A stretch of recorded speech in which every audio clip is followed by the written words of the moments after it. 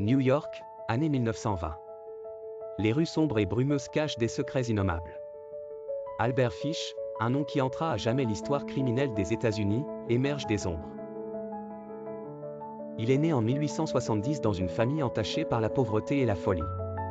Sa mère, mentalement instable, et son père, un vieil homme qui décède lorsqu'Albert n'a que 5 ans, laissent le jeune garçon dans une détresse insurmontable. Placé dans un orphelinat, Fish subit des abus physiques et émotionnels qui sculptent son esprit vers des penchants violents et déviants. Dès son plus jeune âge, Fish manifeste des comportements étranges et sadiques. Il se mutile, nourrissant une obsession grandissante pour la douleur et le sang.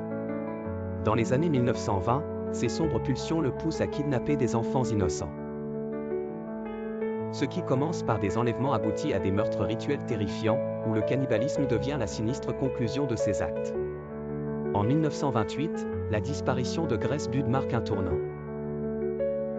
Fish enlève et tue la jeune fille, prétendant ensuite avoir consommé sa chair. Pour lui, ces actes atroces sont des sacrifices divins, une perversion de la spiritualité qui justifie ses actions monstrueuses. La traque de Fish atteint son paroxysme en 1934 lorsqu'il est enfin arrêté.